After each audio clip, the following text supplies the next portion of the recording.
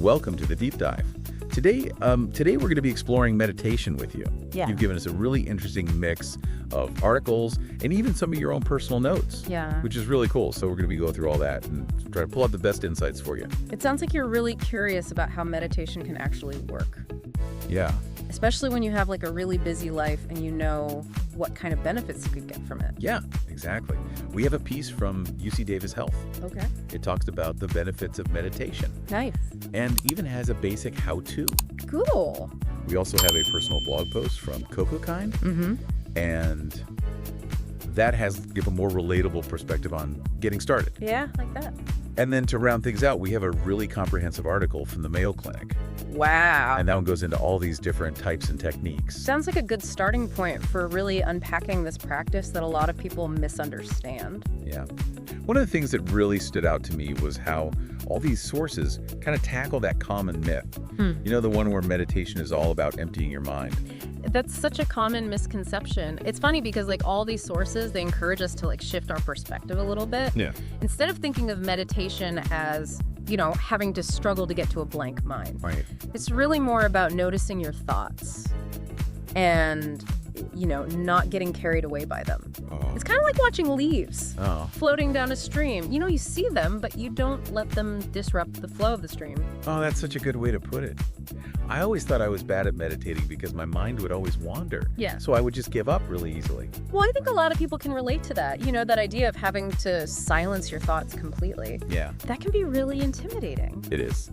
But, you know, if we think about meditation as a way to cultivate awareness rather than trying to force our minds into silence, it becomes a lot more approachable, don't you think? Absolutely. I'm already feeling more encouraged. Good.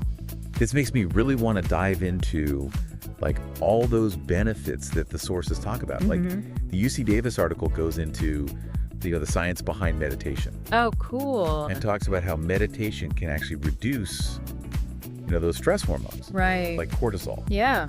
And they even suggest that if you practice regularly, it could have an impact on chronic pain conditions Really? like fibromyalgia. Wow. That's incredible. I mean, Yeah. are we talking about a miracle cure here? Well, I wouldn't go that far. But the research is pretty compelling. What I find really interesting is that meditation doesn't just mask the symptoms. It seems to actually rewire our brains Oh, wow. over time. And it helps us create a more balanced response to stress.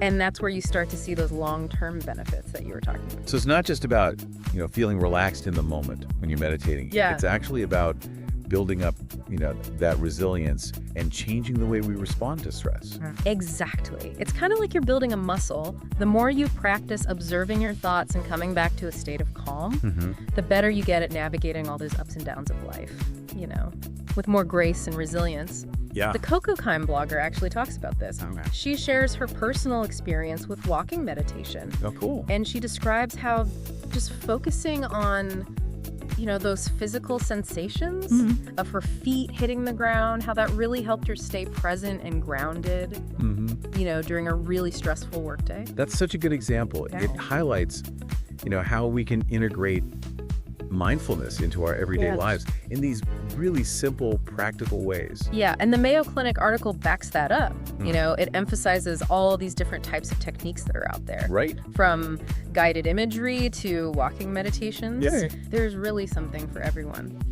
What about you, listener? What stands out to you? What kind of meditation do you think might resonate with you the most? Just something to think about as we continue our exploration. Absolutely. Yeah. It's really cool how all these sources emphasize how meditation's not just this like isolated thing you do, Right. like sitting on a cushion. Yeah, it's not just like a one-off thing you do. Yeah. Yeah, It can really become part of your everyday life. exactly. It's more like a life skill. Yes. A way of being in the world. You know that analogy that the Coco-Kime blogger uses? Yeah. That really stuck with me. Oh, yeah. That meditation's like having a pause button for like those challenging moments. Oh, that's such a powerful way to think about it. Meditation can really help you create a space between, something that happens and how you react to it. Right? And that lets you make, more conscious and intentional choices. Yeah. It's not about, trying to suppress your emotions or anything like that. It's more about learning how to respond to them in a healthier way. So it's about like having that self-awareness. Yes. And that helps us move through life with more, clarity and purpose. Exactly. And that really connects to what the Mayo Clinic article talks about. Okay. They call it emotional regulation. Okay. And that's the ability to manage your emotions effectively instead of, being controlled by them. Right. And that can be super helpful when you're dealing with stressful situations like, work deadlines or difficult conversations. Yeah. Or even just like the everyday, the daily grind. I'm starting to see now how meditation can be so much more than just a way to relax. Yeah, It's like it gives you all these tools it does. to navigate life's ups and downs with more intention and like more resilience. Yeah, that's a great way to put it. And remember, this isn't just for like, spiritual masters or people who have tons of free time. Right. The Coca-Kind blog emphasizes that. This is for real people dealing with, real life stress. Right. That's a really good point. It's easy to think you need like the perfect conditions to meditate. Yeah. But these sources are saying that any moment can be an opportunity to practice mindfulness. That's right. It could be, just taking a few minutes to breathe at your desk or taking a mindful walk in nature Yeah. or even just like paying attention to how it feels to wash the dishes. Right. The key is to be fully aware of whatever you're doing in that moment. Speaking of the different ways to practice, Yeah. I'm curious about all those different techniques the Mayo Clinic article talks about. Oh, yeah. They mentioned guided meditation, mantra meditation, Yeah. mindfulness meditation, and even things like Qigong and Tai Chi. Wow, it's amazing. Yeah. There are so many different ways to meditate, Yeah, and that's a good thing it is. because it means there's probably a technique out there that'll work for you. Right. Some people really like guided meditations. Because it gives them some structure. Yeah. And that soothing voice kind of guides their attention. Yeah. Others prefer using a mantra where they just repeat a word or a phrase over and over again to quiet their mind. Yeah. I've tried guided meditations, Yeah. and I find those are really helpful when I'm first starting out. Yeah. It's like having a personal coach, lead me through it. That makes sense. Guided meditations can be great for beginners, Yeah. especially if you find it hard to quiet your mind on your own. Yeah. But it's important to remember that there's no like right way or wrong way to meditate. It's all about finding what works best for you Yeah. and what you need. It sounds like the big takeaway here is that meditation doesn't have to be this, really strict, formal thing. Right. We can make it our own. Absolutely. And all of these sources give some really good advice for how to get started. The Coca-Cola blog post especially. Yeah. She says just start small. Don't feel like you have to do these hour-long sessions right away. Right. Even a few minutes every day can make a big difference. That makes me feel so much better. I think a lot of times we get caught up in trying to do it perfectly, Yeah. and then that stops us from even trying. Totally. It's so important to be kind to yourself through the whole process. Yeah. The blog post says that it's normal for your mind to wander, Uh-huh. especially when you're first starting out. So instead of getting frustrated, just notice those thoughts and gently bring your attention back to your breath Right. or whatever you're focusing on. It's almost like training a puppy. Oh, You don't yeah. yell at it when it gets distracted. Right. You just kind of gently redirect it. I love that. It's such a good way to think about it.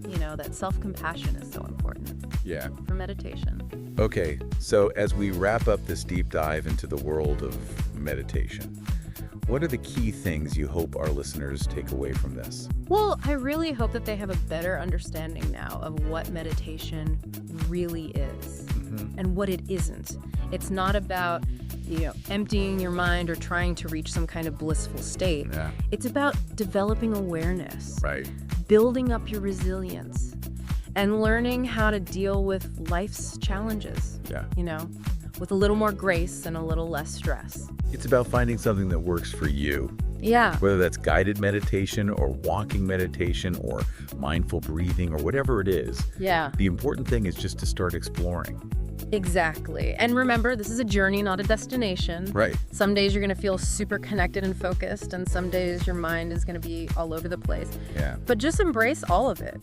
The good days, the bad days, the clarity, the chaos, it's all part of the process. That's such a good reminder. So if you're feeling stressed or overwhelmed or just out of touch with yourself, give meditation a try. Yeah. Check out those resources we talked about. Try different things. And the most important thing is be patient with yourself. Yes. You might be surprised how much it can change your life. And if you enjoyed this deep dive into the world of meditation, don't forget to like, share, and subscribe to our channel for more fascinating explorations Exactly. into topics that you care about. Until next time, keep diving deep.